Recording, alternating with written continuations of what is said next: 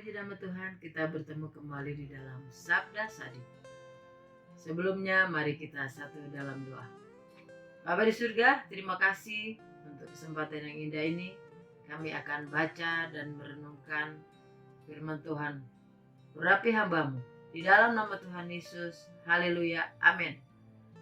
Pembacaan firman Tuhan pada saat ini terambil dalam Yesaya 32 ayat yang ke-15. Sampai dicurahkan kepada kita roh dari atas, maka padang gurun akan menjadi kebun buah-buahan, dan kebun buah-buahan itu akan dianggap hutan. Luar biasa perubahan yang kita baca ini, bahwa padang gurun menjadi kebun buah-buahan. Perubahan yang terjadi, padang gurun kering dan tandus akan menjadi kebun buah-buahan, dan apa yang sekarang dianggap kebun buah-buahan dibandingkan dengan apa yang terjadi nanti akan dianggap hutan. Maka saat itu tanah memberi hasilnya. Kebenaran dan berkat zaman kerajaan akan terjadi karena Roh Kudus akan dicurahkan atas umat dan akan bekerja di dalam hati mereka. Ketika kita menanti-nantikan Tuhan, ketika kita menanti-nantikan kerajaan Allah saat ini, pada zaman ini berkat-berkat penebusan mencapai kita melalui Roh Kudus yang telah dicurahkan atas orang percaya, di mana ketika Roh Kudus itu turun atas kita,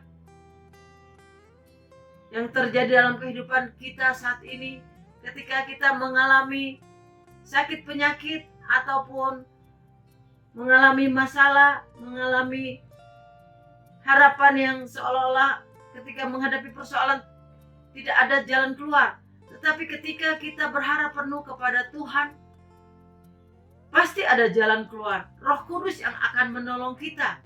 Roh Kudus yang akan memberikan kekuatan kepada kita. Seperti bacaan firman Tuhan saat ini, padang gurun menjadi kebun buah-buahan.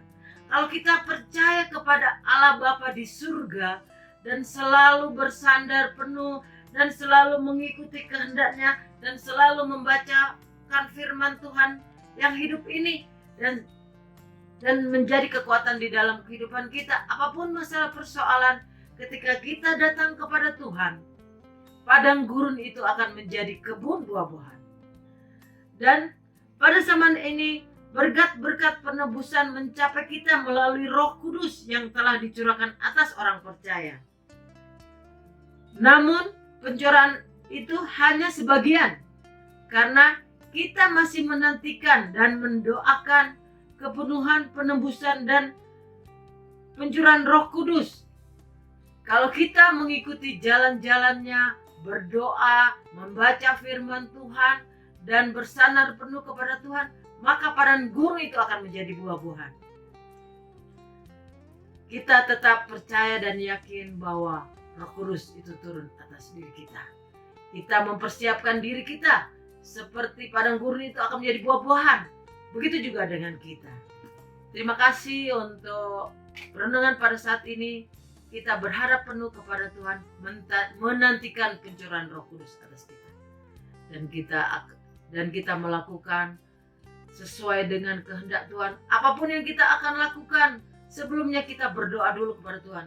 Apakah ini sesuai dengan kehendak-Mu?